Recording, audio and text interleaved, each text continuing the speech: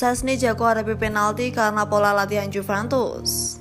Wojciech Szczęsny semakin menegaskan sebagai kiper yang jago dalam penalti usai menepis tendangan Lionel Messi. Pola latihan di Juventus jadi kuncinya. Polandia kalah 0-2 dari Argentina di laga terakhir grup C di Stadium 974, Doha, Kamis 1 Desember 2022 dini hari, waktu Indonesia Barat. Dua gol kemenangan RB Kalistin hari realisasi McAllister dan Julian Alvarez. Meski kalah, Polandia tetap lolos ke 16 besar sebagai runner-up grup mendampingi Argentina di puncak klasemen.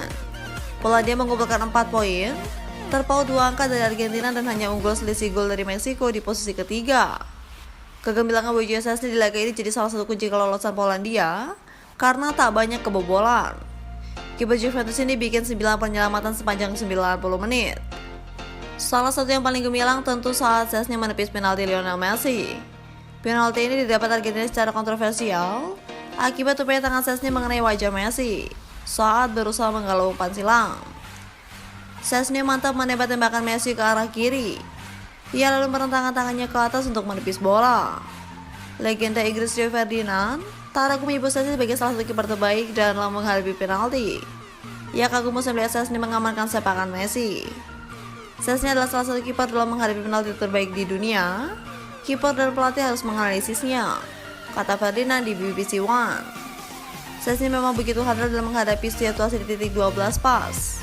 Ini merupakan kali kedua kiper 32 tahun ini menggagalkan penalti di Piala Dunia 2022. Sebelumnya, ia berhasil membendung penalti dari Arab Saudi Salim Al-Dawsari.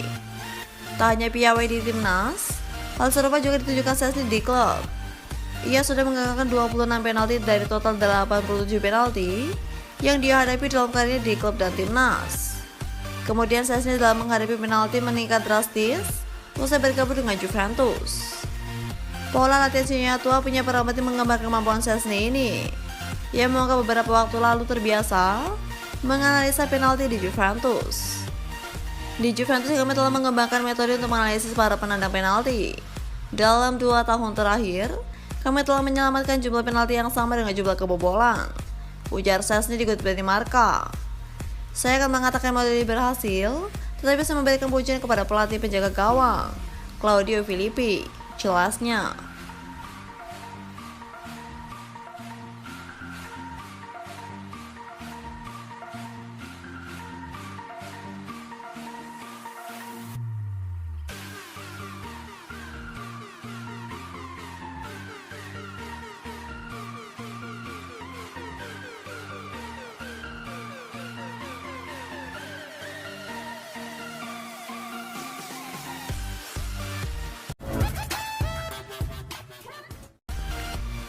Rumor kembali ke Juventus, ini komentar Alessandro Del Piero.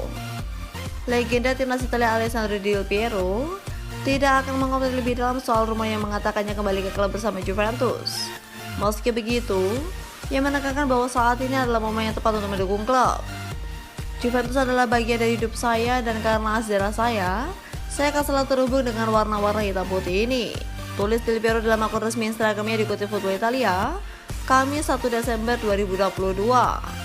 Salah satu klub raksasa Serie A Italia, Juventus, kembali diterpa kabar kurang menyenangkan.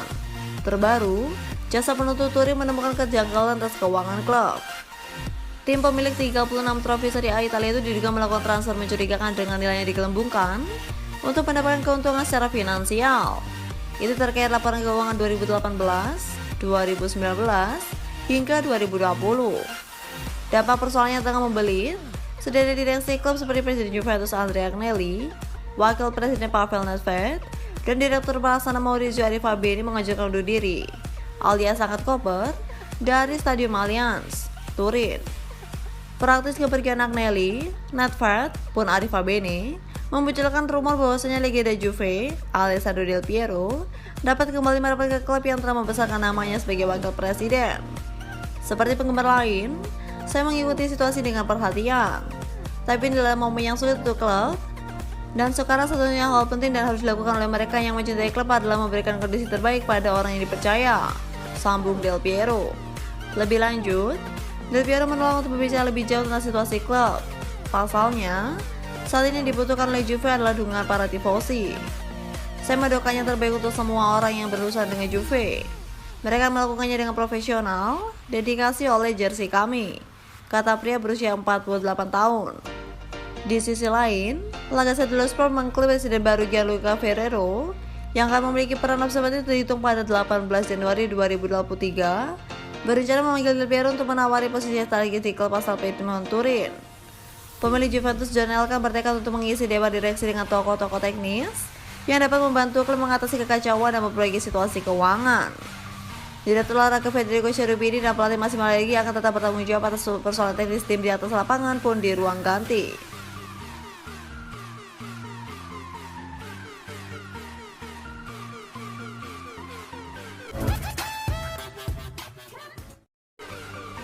Juventus diklaim tidak membutuhkan tambahan modal walau hadapi masalah finansial. Juventus kembali mendapatkan surat terkait permasalahan di luar lapangan. Kasus Liquidato sudah diselidiki oleh otoritas keuangan Italia akibat dugaan pelanggaran dalam pencatatan keuangan. Terdapat 3 periode keuangan selama pandemi COVID-19 yang mendapat penyelidikan.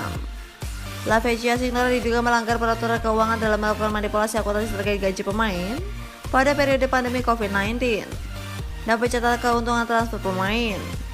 Tindakan itu diklaim dilakukan agar mendapatkan nilai kerugian yang tinggi. Penyelidikan yang dilakukan ini pada akhirnya membuat seluruh direksi Juventus mengundurkan diri, termasuk Andrea Agnelli dan Pavel Nedved. Walau terdapat peluang adanya sanksi di dalam maupun di luar lapangan, Juventus diklaim tidak membutuhkan tambahan modal. Juventus tidak membutuhkan tambahan modal. Sepak bola adalah sektor yang sangat berharga. Kapabilitas yang dimiliki Juventus dan kepemimpinan di dalam manajemen masa depan akan menjadi pembeda, ucap John Elkann, CEO Exor, pemegang saham mayoritas Juventus, dikutip dari Reuters. Elkann juga menambahkan bahwa Exor memiliki optimisme terhadap masa depan Juventus. Walau demikian, terdapat potensi permasalahan yang dapat terjadi pada bursa transfer yang dibuka pada Januari 2023 mendatang.